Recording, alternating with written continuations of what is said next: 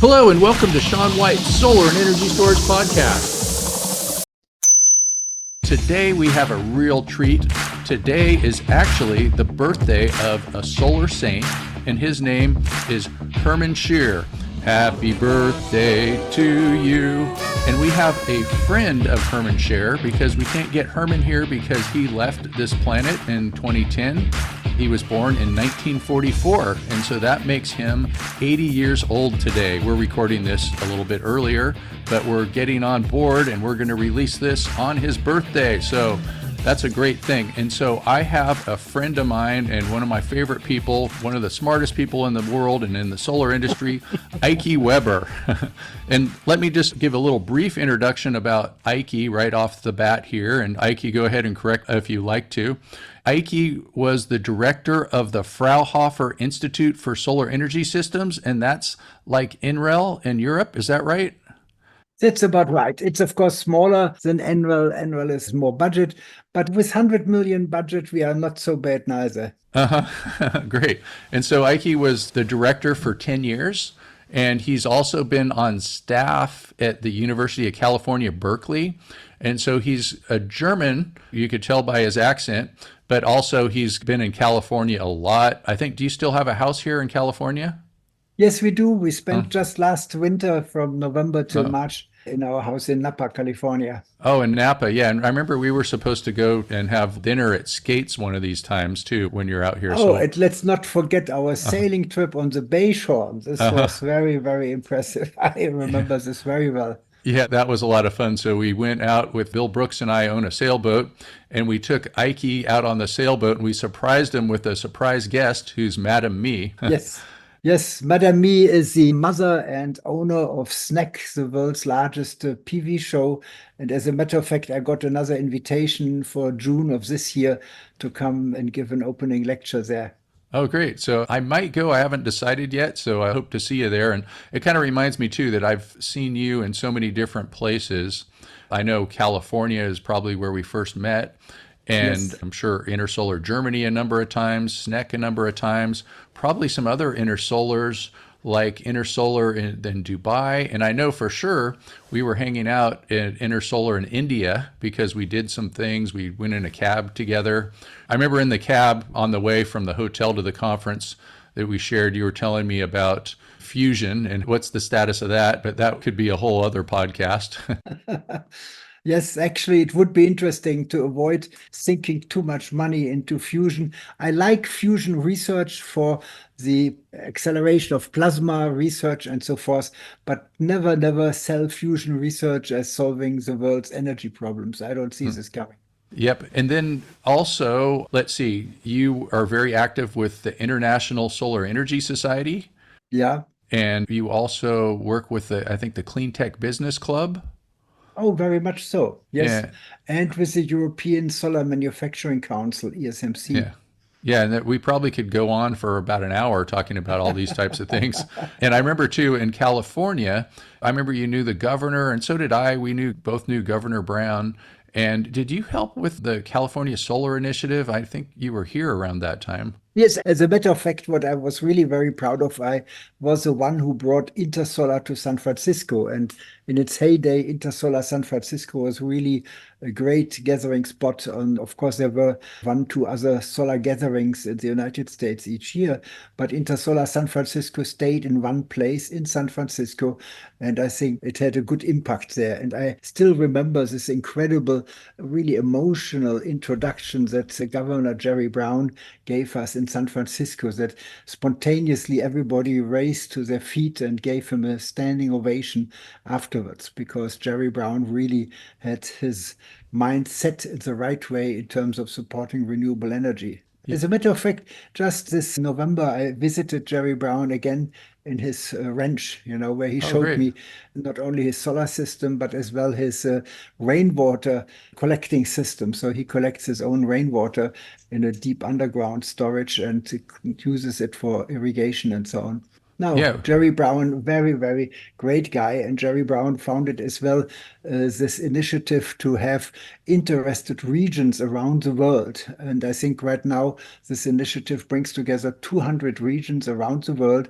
It started with California and the German state of Baden-Württemberg. I had helped to bring these two entities together. But now it's really 200 regions are unified in trying to reach the fastest possible transformation towards 100% renewables. Well, I have an idea too. Maybe we could get Jerry Brown to be the first 100-year-old president someday. Yes, yes.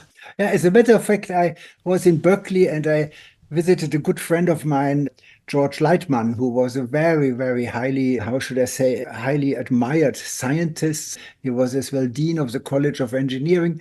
And when I visited him, and he said, "Oh, by the way, on March 9, my wife gets 100 years old, and I hope to achieve the same a year longer." So the couple, Nancy and George Lightman, will get 100 years old each. And I think Oh, this is wow. an incredible achievement. So, despite having a very demanding life, a very tight schedule all his life, he was going around the globe many, many times.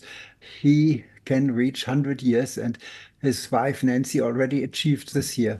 Wow. 200 years of living. Wow. Yes, yes. Pretty good for a couple. That's might be a record, some I sort of have a never, record. I have never seen a couple like that. I have Hmm. never heard about a couple like that. So let's keep our breath and celebrate together next year. Then I think it will be in May 2025 when George as well reaches 100. All right. Well, happy birthday, George. And then also happy birthday, Hermann Scheer. Oh, And that, yes. My God, Hermann Scheer is really such an important person in the history of PV, especially, of course, in the history of PV of Germany, but because Hermann Scheer was the one, together with Hans-Josef Fell, who made the feed-in tariff a reality around the year 2000. They convinced the German parliament. Hermann was in the Social Democratic Party and Hans-Josef Fell in the Green Party.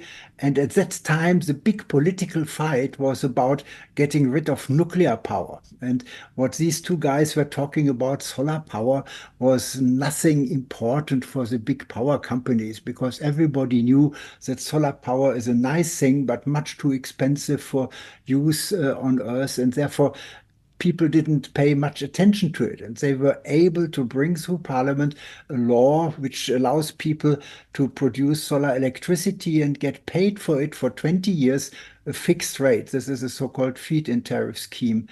And this really was absolutely instrumental to bring the PV market into rolling because suddenly everybody who invested in PV could get a decent return on this investment, guaranteed by the state for 20 years. So it was incredibly successful, and they were able to avoid putting a cap in this legislation. That means the legislation did not say we support the first 100 megawatts or whatever. It had no cap. And it was not using taxpayers' money to pay for the feed-in tariff.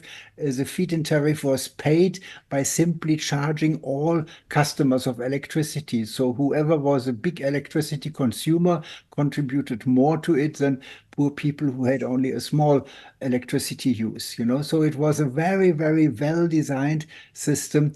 The only thing which was a design flaw is that they never anticipated how quickly the cost of PV electricity could come down. They put into the law 5% reduction of the feed-in tariff each year. And as a matter of fact, if you look at the data, 13% would have been the right amount. And this means after a few years, people could make really, really good profits from buying PV modules and selling the solar electricity at the feed-in tariff price. At some years, you could easily make 10 to 15% annual profit guaranteed for 20 years. I mean, this is the reason why it was so fundamental, so incredibly successful. The only point and mistake the Germans made was that they agreed to accept this feed-in tariff, but they didn't do anything to support PV manufacturing in Germany. And there were, of course, companies, SolarWorld, Q-Cells were the two main companies to produce PV. But the Chinese were much, much smarter. The Chinese government in about 2006-7 recognized that the future of PV is a very, very important building block of our future energy system. And they decided to set aside, and people say it's not confirmed, but this was the analysis, about $50 billion as credit guarantees. You know, what I'm always saying is if in 2008 you could spell the word photovoltaics correctly in China, you could easily get $1 billion credit guarantee to set up PV production. So the PV production in China mushroomed in the different regions competing against each other, who was fastest, who built up the fastest. And in the meanwhile, in Germany, Q cells and solar worlds, they had no government support of this kind, and they tried to set up their first gigawatt of production at a time when the Chinese were already planning 5 and 10 gigawatt of production. And therefore, it was not surprising that 2013, 2014 prices fell through the bottom. There was a gigantic overproduction, and this killed PV industry in Germany. But as I said, Hermann Scheer, Hans-Josef Fell, they really succeeded to really bring this whole thing in motion. I'm afraid we might be 10 years back in terms of the cost of PV electricity without their initiative and without their vision. And Hermann Scheer was really the main mover behind that. Yeah, so like if the price went back, 10 years back, if it wasn't for Hermann Scheer, then I'm trying to think maybe PV right now would be like 5 times as much, something like that. Yeah, something like that, because you see the price learning curve, the curve which shows the cost of PV decreasing with time, has its horizontal axis, not time. The horizontal axis is total volume deployed. These price learning curves you have for any technologies. You can make it for automotive, you can make it for microelectronics and so on. It's always the same.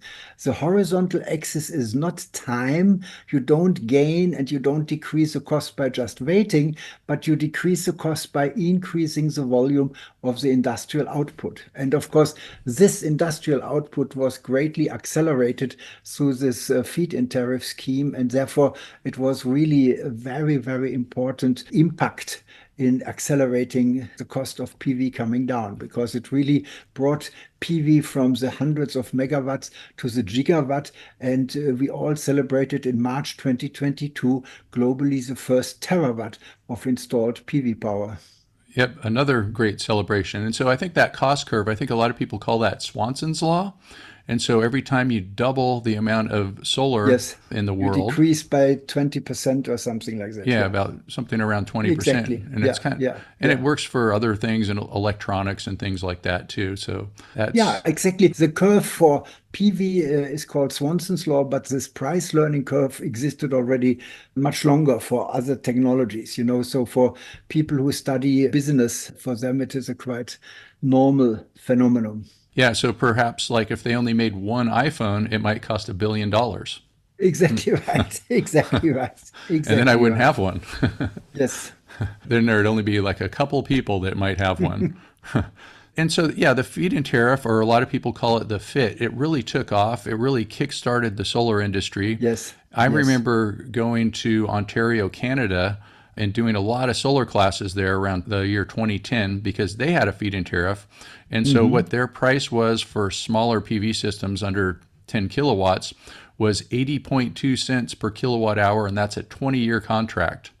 And so if I was there in 2010, then there's people that are still getting that until 2030. And so I think even with the German feed-in tariff too, they had different prices for different sizes of systems and things like that. So like promoting rooftop solar and things like that. Another thing that I really liked about the feed-in tariff, and it also was like this California Solar Initiative, is when it dropped down, it usually did it gradually. Like people would drop down the feed-in tariff amount gradually instead of all at once, like what we have in California right now with net metering 3.0. Have you heard about that? Where Net metering 3.0? No, I haven't. yeah, and so kind of just to sum that up is like with net metering, what we've had is you get credit for exporting your electricity, like you get retail rate of electricity credit for exporting. The counter runs backwards, yeah. Yeah, and then all of a sudden with net metering 3.0, it's kind of not really net metering because you don't get full credit. You just get a little bit, like maybe a couple cents a kilowatt hour. And so it's good for batteries and things like that. And I can see why they might want to do that over time with so much solar on the grid. But just all of a sudden having like 1 second in time where they completely change everything, it caused all these thousands of layoffs, a lot of companies going under and things like that. And so with the feed-in tariff and with the California Solar Initiative, which was our rebate program that we had like 15 years ago and around that Yeah. time, plus or minus some years there, it dropped off gradually. And so it wasn't a big drastic change. I know even with when they were getting rid of the investment tax credit, but they brought it back. But then when it drops off, there's this one step where it's just this huge step.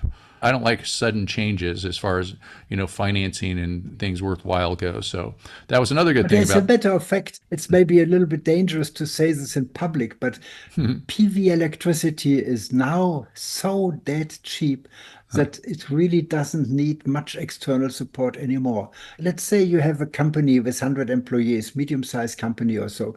If you put solar systems on the roofs on your parking lot so that you can supply your daytime electricity from solar power at 1 to 2 cents per kilowatt hour, because that is a naked production cost if you run the system for 20, 30 years and collect it. So for that, you don't need any incentive. You just should do it based of the economics of the system. And it's very interesting to observe that in the United States, where you have the investment tax credit, for reasons which people don't understand, PV is much more expensive than in Europe.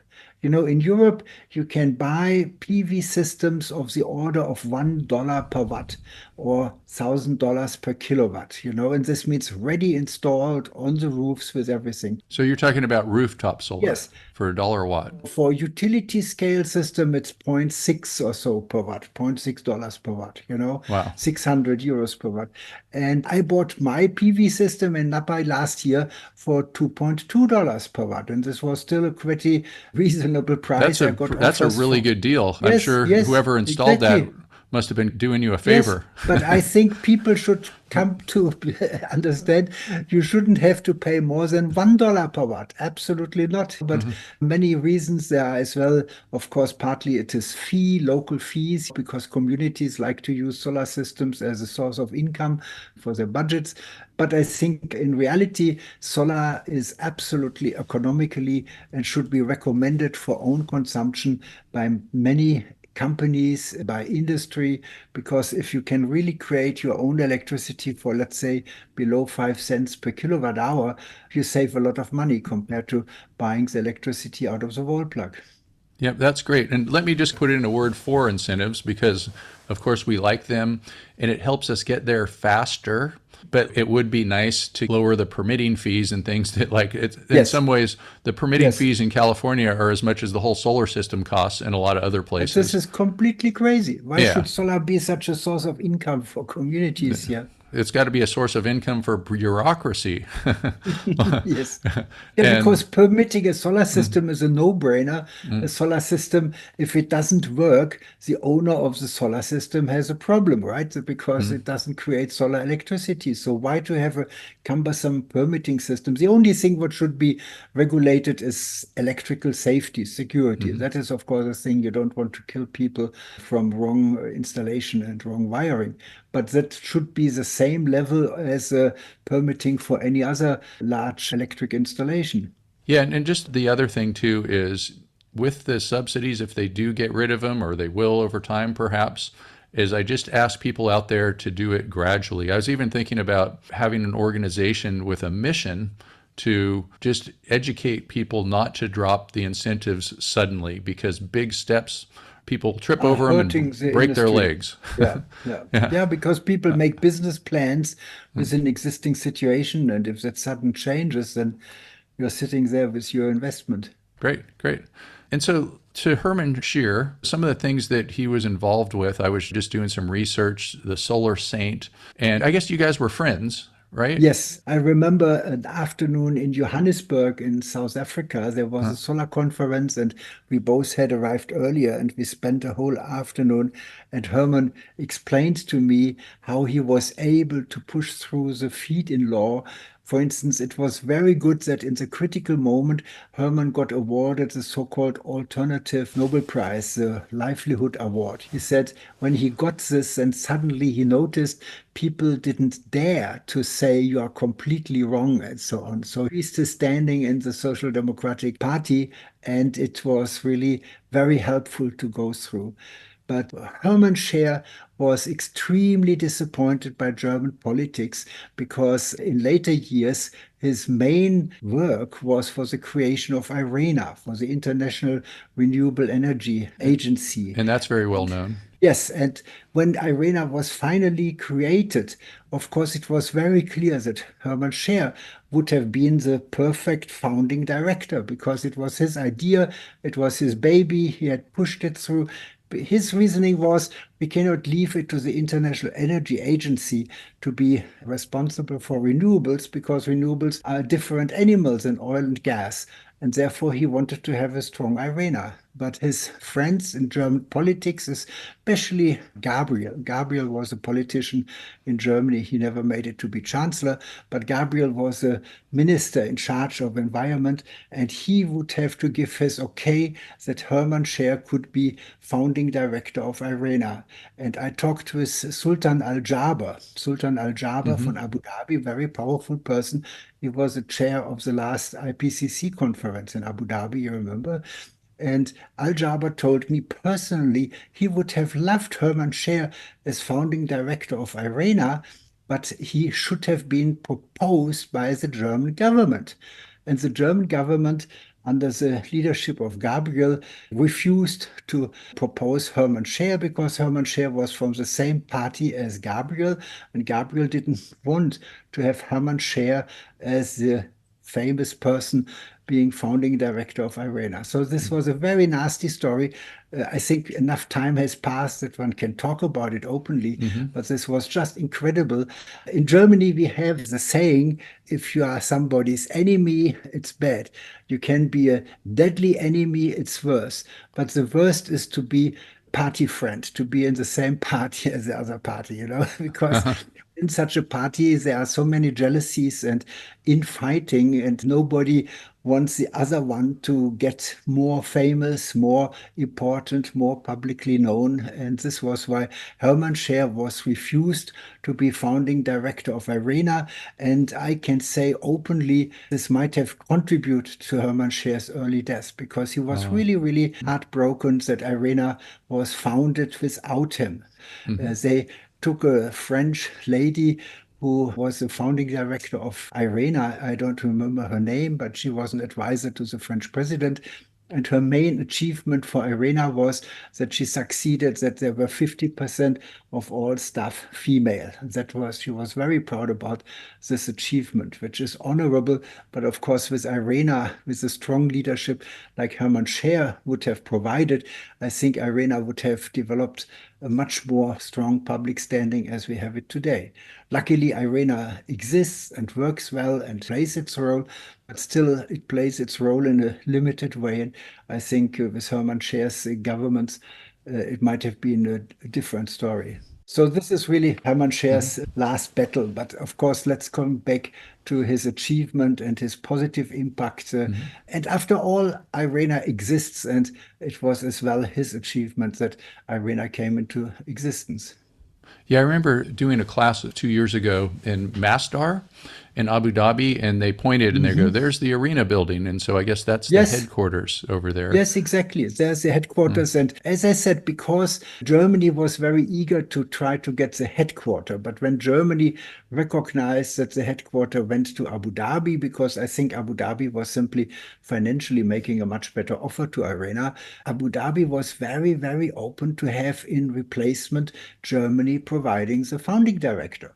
At the end of the day, Germany got an IRENA office in Bonn, which does a good job. But I think it was personally disastrous for our dear Hermann Scheer that he was not appointed the founding director of IRENA. Yeah, and so also Hermann Scheer wrote some books, and I guess he made a movie, or there was a movie that he was involved with. Yeah. No, I mean, Hermann Scheer has been a visionary about the use of PV for people on Earth from the beginning. Because really, you must go back in the 1980s. Nobody thought solar energy could ever contribute anything to power on Earth. Energy was being used to power satellites, because if you need to power satellites, you don't ask about the price per kilowatt hour.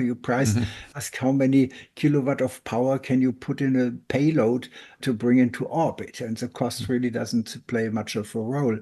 But for domestic power, you have the competition with fossil energy from oil and gas. And nobody could imagine that this cumbersome solar system, which needed semiconductor technology and so forth, really high-tech technology, could ever come down in cost to be even close to competitive. And today we can make solar and electricity in sun-rich countries for 1 cent per kilowatt hour. So we can throw out of the water all other competitors in terms of power production.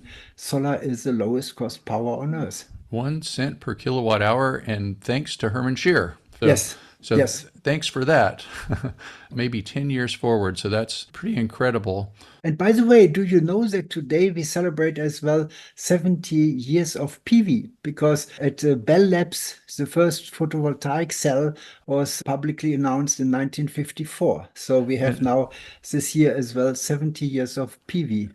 And that's also the founding of the American Solar Energy Society and the International Solar Energy Society. So we call them ACES and ISIS. Yes. And then I'm right now the president of NorCal Solar, which is an ACES chapter.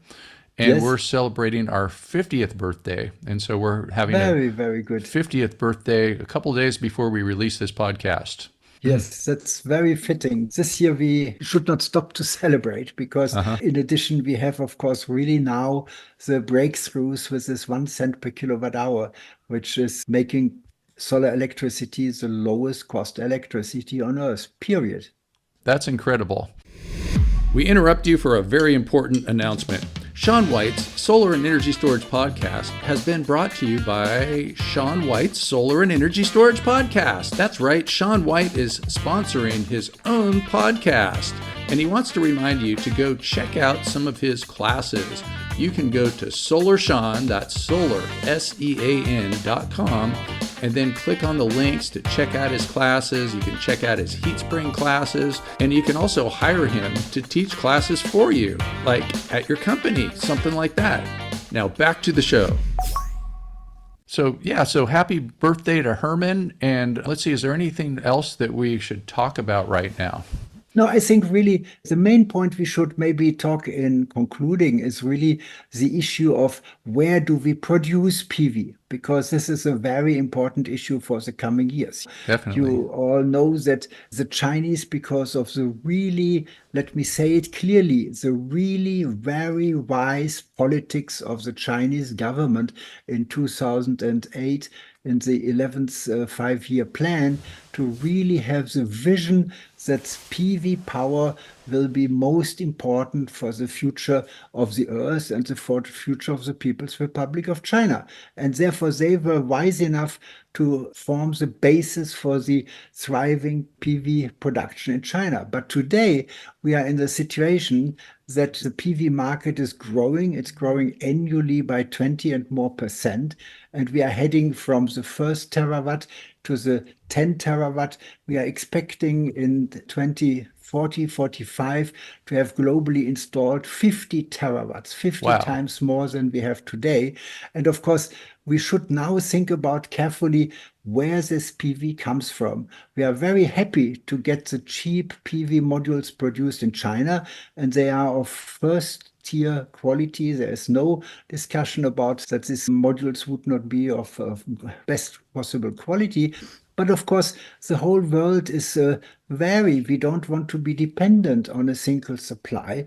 We all know that China is changing from a country with a very open and liberal economic policy, which was started by Deng Xiaoping, very famous president of China, who really put China on the path into an open, liberal economic world.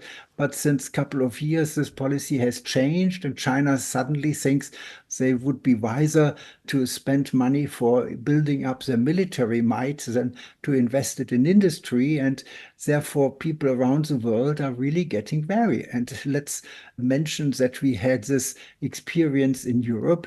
We were very much dependent on gas coming out of Russia, and suddenly Russia makes a completely unprovoked attack on another country in Europe, the Ukraine, and therefore Russia is now under heavy sanctions, and the cheap gas from Russia is a thing of the past. And I think we should not even think about that. A similar thing happens with respect to China, and there is a problem of Taiwan, but we should just be prepared to have no dependency, no 100% dependency on one country. And therefore, I think building up PV production in other countries is a very important task for the coming years. And this should, of course, as well be supported by the governments, because we all have a strategic interest not to be too dependent. We don't want to create autonomy. We want to keep still free trade. We want to keep importing solar modules from around the world, from wherever. But we should always worry about an own production base. And in the United States, we can be very fortunate because the US IRA Act provides the basis for building up this industry. It is underway in many different ways. Same thing is happening in Europe. We have as well in Europe similar initiatives, although we don't have such a favorable government support mechanism as it is offered by the US IRA. In Europe, they are more used that companies have to apply for support, and maybe they are granted support or they are not granted support. Beauty of the US IRA is it's a clear-cut law. Everybody who produces PV modules, everybody who produces batteries in the United States can enjoy the help offered by the US IRA, because the US IRA is a very smart legislation because it doesn't give out government taxpayers money. The US IRA essentially gives back taxes to be paid by those companies. In other words, if this industry is not created, this tax income would not happen. The state would not have money.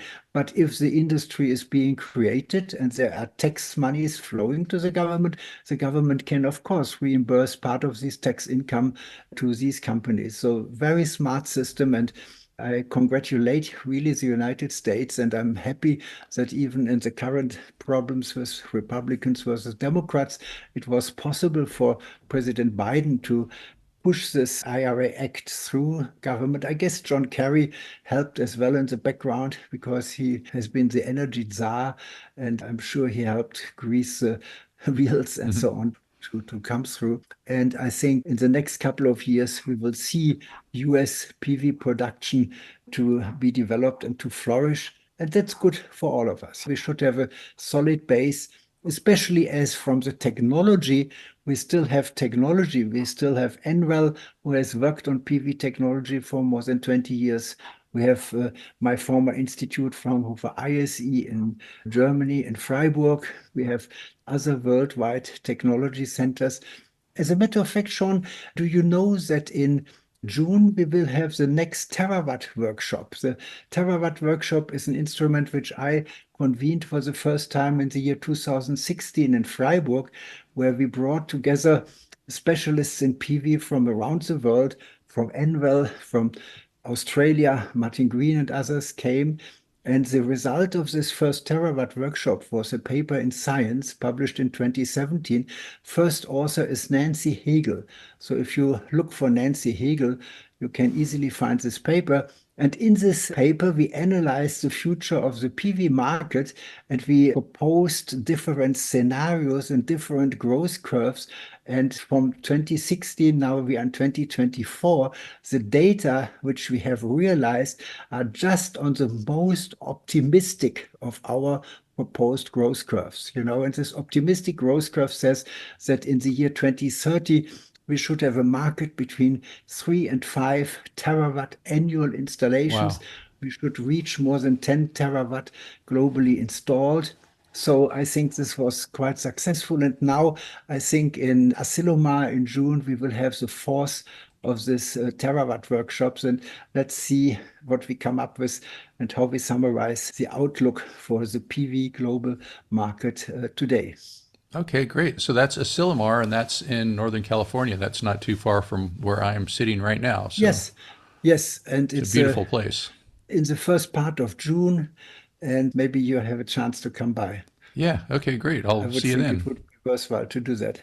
Great. Well, thanks so much, Eicke. Thanks for all of your contributions to the solar industry. I'm sure between you and Hermann Scheer that the planet's about 1 degree C colder than it would have been, and that's 1.8 degrees Fahrenheit. We got to remind these Americans here that there's a difference between Fahrenheit and Celsius. Oh, Eh, yes, So when they talk about 1.5 degrees Celsius, I believe that's 2.7 degrees Fahrenheit, that's right. doing my math right. And so it's a Yes. bigger deal than we might think when we're setting our Fahrenheit thermostats here. So, Yes, and honestly speaking, not doing something quickly about the climate and our CO2 emissions is really not an option. We have to drop everything and make sure to reduce CO2 emissions. And one very powerful way to do this is the fastest possible transformation to 100% renewables. and another thing is I'm just going to like not breathe as much. Oh, Yeah, no, I think I think there's an over importance on the contribution of the individual because the big numbers, the gigatons of CO2 emission, you must change. You must stop using fossil coal, fossil oil, fossil gas. You yeah, must change this. You cannot stop the cows to emit methane when they are burping and so on, but you can change because basically the situation was as follows. Hundreds of millions of years ago, when the Earth had 700 ppm of CO2 in the atmosphere, when the temperature of the Earth was really 5, 10 degrees hotter than today, there was no ice cap, seawater level 50-meter higher than today, but then the Earth started to store CO2 in the part of woods which were covered and which fossilized, and this lot of stored CO2 or stored carbon, and therefore the carbon content of the atmosphere went from 500 ppm to today's 200, or not today's, yesterday's 200 ppm, and then we enjoyed for 1 million years atmosphere content of between 220 and 280 ppm. 220 ppm, we always had an ice time, an ice age. 280 ppm, we had a warm time. And now we are at 420 ppm. So we are far out of the range of the last million years, and we are working on bringing the Earth back to the times of the dinosaurs when we had 500 ppm of CO2 in the atmosphere. So absolutely horrendous what we are doing right now, and I think it's worthwhile all our efforts to do whatever we can. And this is really much more important. It's good if you eat less beef. Nobody should eat more beef than needed. But more important is really make the right decisions, buy a PV system, make sure that you push for the right politics in terms of the rapid transformation of our energy system. well, great. Well, thank you so much, Eicke, and I'm hoping that another time we can talk again. Sean, it was a real big pleasure. And maybe if you can make it to the Terawatt workshop in Asilomar, might Okay, be I'm going to look pretty. it up right now, and I'm going to go check it out. Asilomar is beautiful. I did a talk for Grid Alternatives there a number of years ago, and it's a great place down there. Do you know Nancy Hegel from NREL? I'm not sure, I see, but because it's in principle an invitation-only workshop. So oh, you okay. should look up some of the organizers, but I can help you with that if you want. Okay. All right. Great. Well, thank you so much. Great. Has been such a pleasure talking with you, Sean. Yep. And I'll hopefully see you soon. And it's always good to talk to you. I love talking to you, Eicke. Same Eicke with Weber. Thank you so much, Eicke Weber. And happy birthday to To you. you. Happy birthday to you. Happy birthday, dear Hermann Hermann. Scheer.